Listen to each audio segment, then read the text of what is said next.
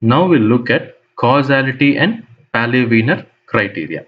What is Paley-Wiener criteria? Paley-Wiener criteria is the criteria that we are using to distinguish between realizable and unrealizable systems or filters, right? Realizable or unrealizable systems or filters. So causality and Paley-Wiener criteria are essentially the same. Only difference is causality is the time domain criteria and Paley-Wiener is going to be the frequency domain criteria. That is the only difference, right? So what is causality? Causality is nothing but the impulse response of a physically realizable system must be causal, right? That is what it is stating, right? Causality, if the impulse response of a given system is causal, then that means that given system is physically realizable. This is the causality condition, and it is also called the time domain criteria for physical realizability, right? In other words, this h of t equals to 0 for t less than 0, in other words, can be defined as the system the system cannot have a response before the input function is applied, right? Before the input function is applied, the system cannot have a response. So that is what this h of t equals to 0 for t less than 0 states.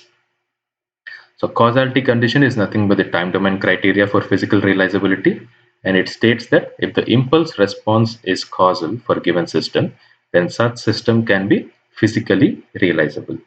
If this condition is not met, then such system is physically not realizable.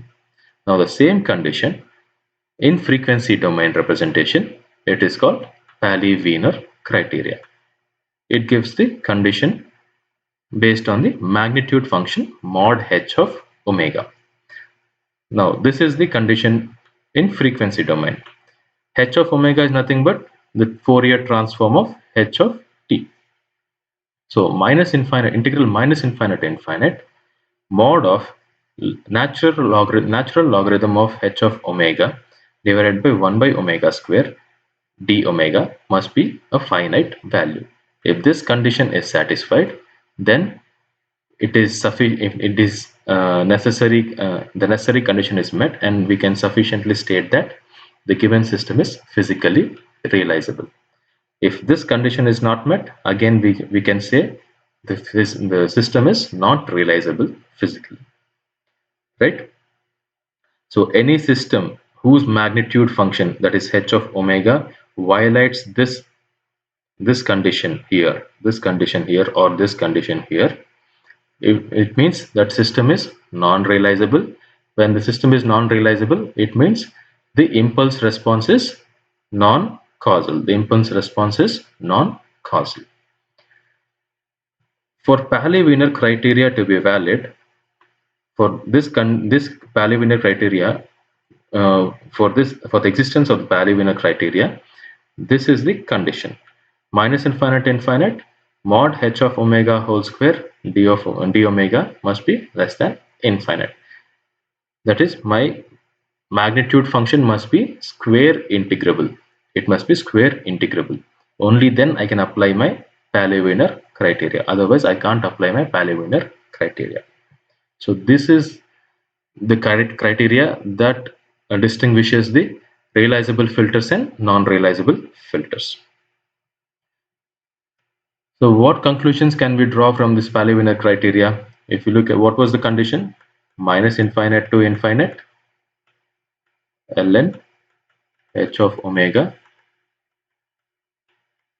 mod divided by 1 plus omega square, 1 plus omega square d omega less than infinity, right?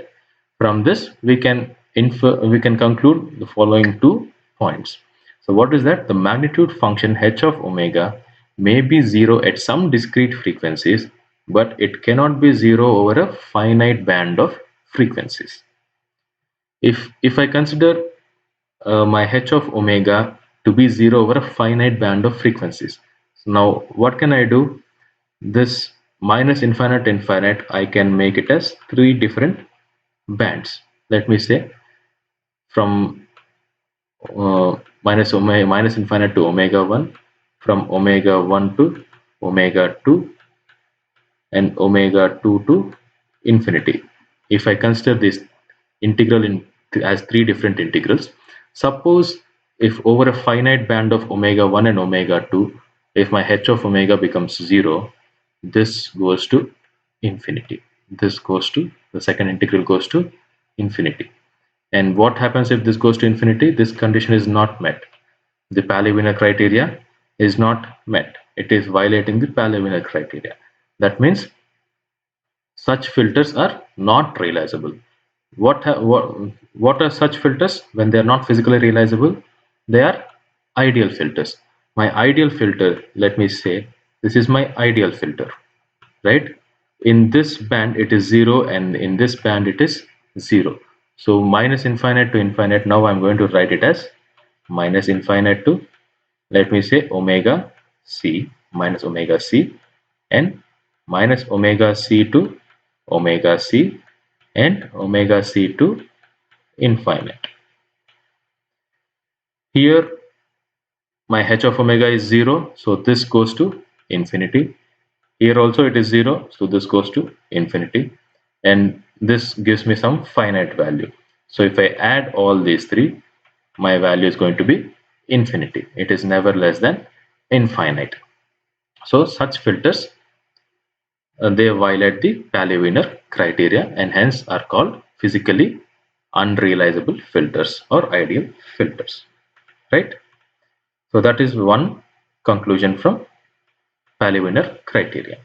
The second one is the magnitude function cannot fall off to 0 faster than an exponential order, faster than a function of exponential order. So practically, for a filter to be realizable, it cannot have something like this. It cannot have my magnitude function something like this, right? It just can't fall off to 0 immediately. It has to have some kind of roll off, some kind of roll offs. It has to go to 0 slowly. This roll off cannot be faster than an function of exponential order. E power minus a mod omega is allowed, but e power minus a omega square is not allowed. This is much faster. E power minus omega square is going to be something like this. Like this, it cannot fall off. It can only go off slowly in practical cases. So that is the second conclusion of Pauli-Wiener criteria. The magnitude function cannot fall off to 0 faster than a function of exponential order. If it falls faster than a function of exponential order, what does it mean? It has too great a total attenuation. The attenuation is too great or too large. When the attenuation is too large, that is the characteristic of ideal filters. That is the characteristic of ideal filters, which are not realizable. Which are not realizable. So that is the conclusion from Pauli-Wiener criteria. Now, if you look at the figure here, this is kind of ideal.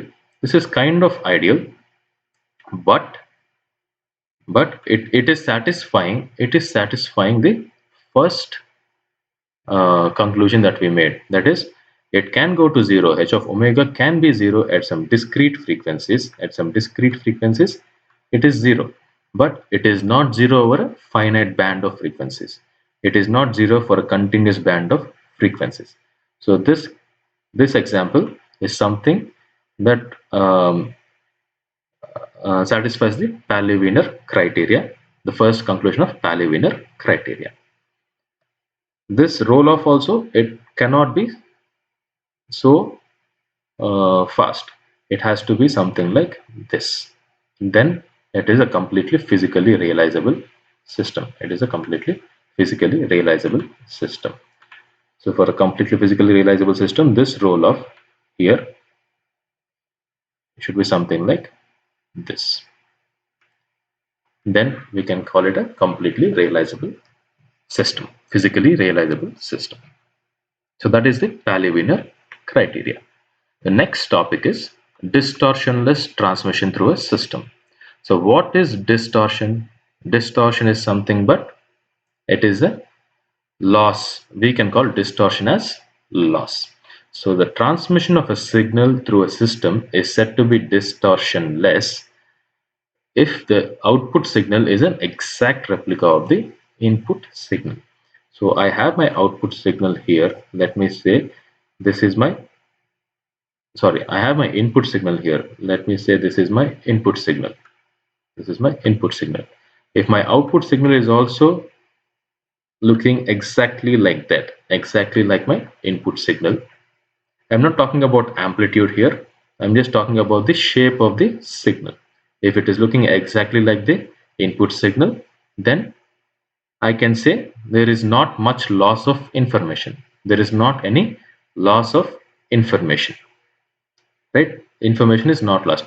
Amplitude might be lost, but the shape of the signal is preserved. So there is no loss of information. That means there is no distortion. There is no loss means there is no distortion. That is, it is distortion less when the output signal is an exact replica of the input signal. The transmission of a signal through a system is said to be distortionless when the output signal is an exact replica of the input signal. Replica means it looks exactly the same, right? Now, the constant change in magnitude or a constant time delay in the output signal or the output replica is not treated as distortion. Now, this is the example for amplitude change. Here I had 1 and here it is something less than 1. Let me say 0.5. So this is not treated as distortion, right? Distortion is only treated when the shape of the input signal and the output signal are completely different. Now, if this is my input signal and my output signal looks like something like this, output signal looks something like this. Now also, I do not have any change in the shape of the signal. The only problem here is I have a time delay. Here it is at 0, the center of the signal is at 0, here it is at some t, some time delay. So this is also not treated as distortion. The change in amplitude, the constant change in amplitude or a constant time delay is not considered as distortion. The magnitude of the output replica may increase or decrease during transmission depending on whether the system offers amplification or attenuation, right? If the system offers amplification, then my output signal can be greater than my input signal. If it attenuates my input signal, then the output signal is going to be smaller than my input signal. So this change in my output signal or the input signal, this change in the magnitude of the output signal is not considered as distortion. So what can we say? My input function f of t is said to be transmitted without distortion. When can I say my input function is transmitted without distortion? If my output signal is defined as k into f of t minus t, right? This k is representing the constant change in magnitude, which is not treated as distortion. And this minus d here is nothing but my constant time delay. Both these things are not treated as distortion. So when my output replica is in this form, when my output replica is in this form, y of t is equals to k into f of t minus t, then I am going to I can conclude that my system is a distortionless system. My system is a distortionless system. So if I apply time shifting property on this equation, what am I going to get?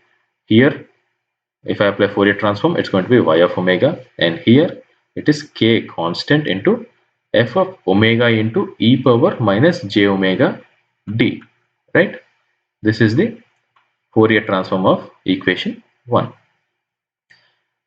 The response y of omega is related to input x of omega by its transfer function. We also know for any given LTI system, y of omega is nothing but h of omega into f of omega, right? Where h of omega is the system function and f of omega is the input spectrum, right? Fourier transform of the input signal.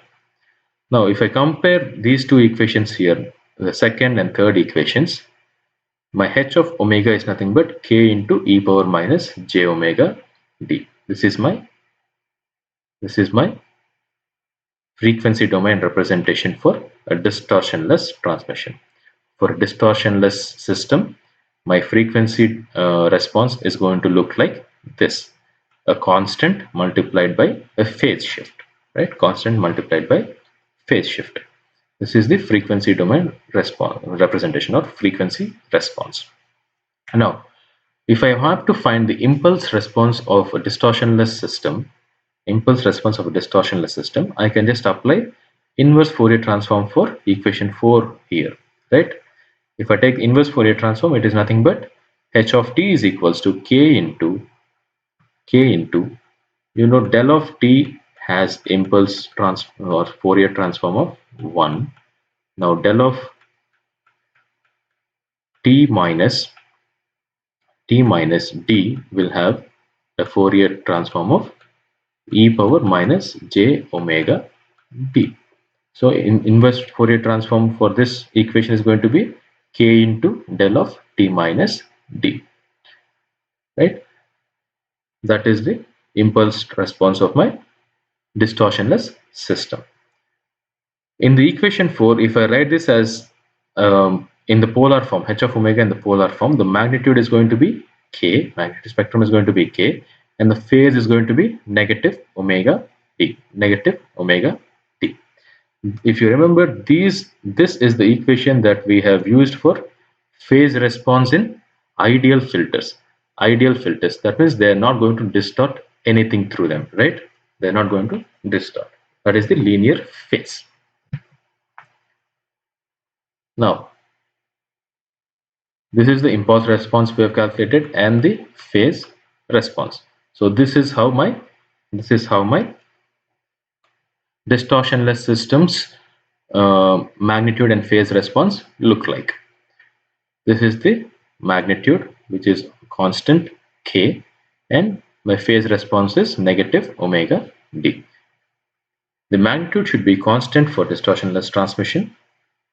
That means all frequency components present in f of t are equally attenuated or amplified. They're either amplified or attenuated. Some of them can be amplified and some of them can be attenuated when we are considering a distortionless system. Example for a distortionless system is an all-pass filter. All-pass filter. If you look at the ideal filters case, the all-pass filter is the one that looks exactly like a distortionless filter. All other filters, they'll amplify certain frequencies or they will attenuate certain frequencies. So they'll perform both amplification and attenuation. So all other filters cannot be called distortionless filters. Only all-pass filter, which passes through all the frequencies, is considered as a distortionless system. Since if you look at this, all frequencies are being either amplified or attenuated. That is, it passes through all the frequencies. Therefore, the system bandwidth is infinite. From negative infinite to positive infinity,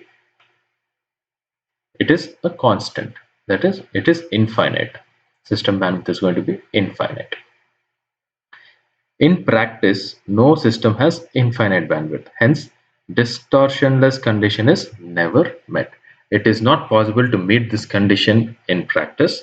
So, distortionless condition is just a concept. It is not practically possible. So what are the different types of distortions that we have? There are two types of distortion: amplitude and phase. What is amplitude distortion? This occurs when the amplitude spectrum is not constant within the frequency band of interest, and different frequency components in the input signal are transmitted with different gain or attenuation.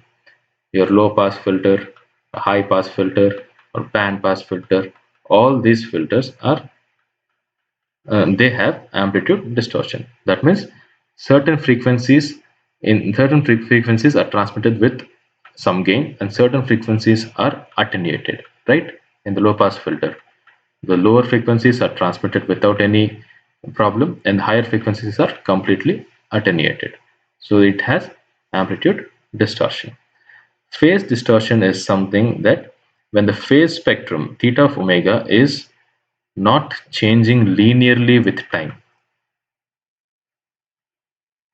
My theta of omega for the ideal filters was negative omega d.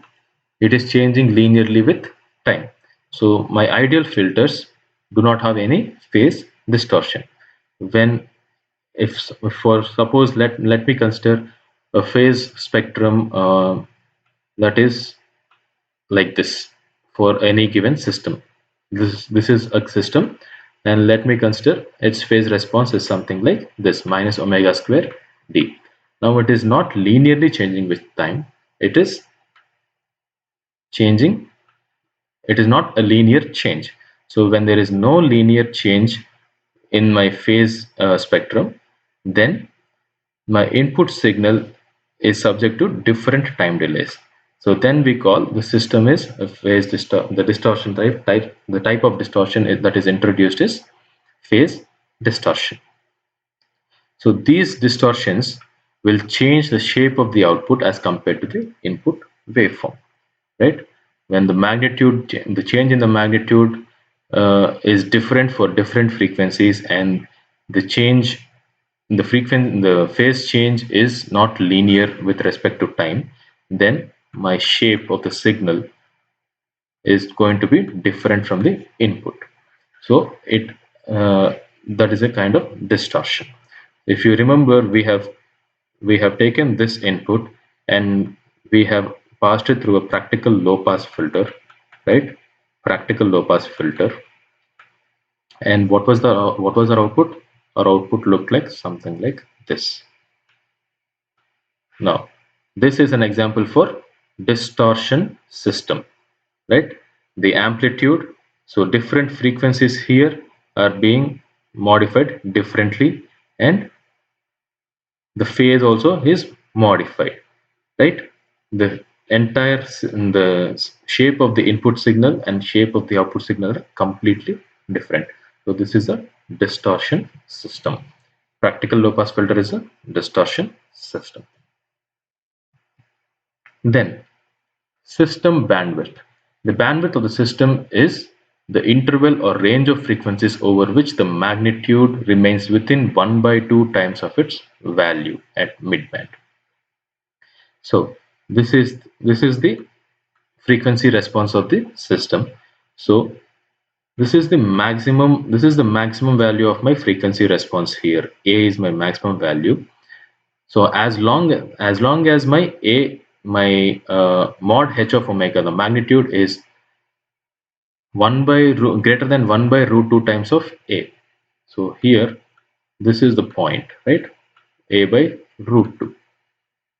As long as my magnitude function is greater than this, that range of frequencies is called my system bandwidth. 1 by root 2 means we call it 3 dB. 3 dB value, 3 dB bandwidth. It's also called 3 dB bandwidth. So this is my system bandwidth. Range of frequencies over which my magnitude function remains within 1 by root 2 times its maximum value, or the value at its mid band. Value at its mid band. This bandwidth specifies the constancy of the magnitude in a system. What does this bandwidth say?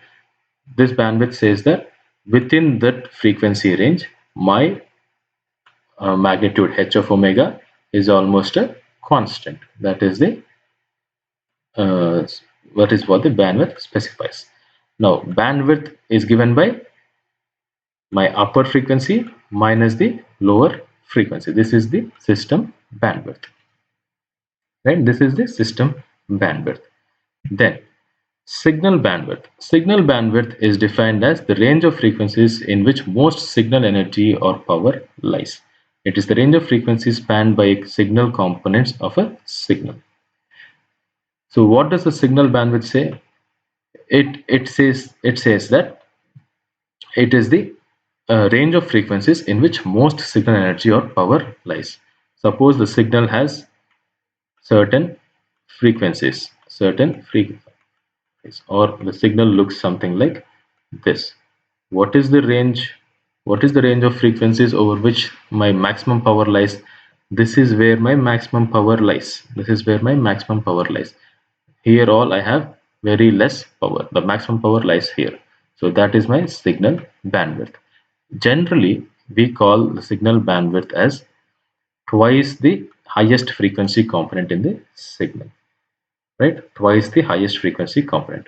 If my signal is it looks like something like this: sine 200 pi t, sine 200 pi t plus cos 400 pi t, 400 pi t.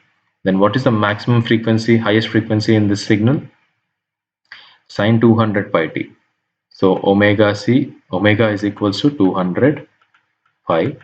So f is equals to 200 pi divided by 2 pi, that is 100.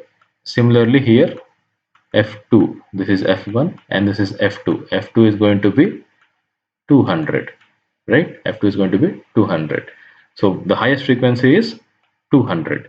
So fh is 200. So the bandwidth is going to be twice fh. 400 is going to be my bandwidth. 400 hertz is going to be my bandwidth. That is how I'll find the signal bandwidth. Then we'll define rise time and okay, we'll look at rise time in the next video.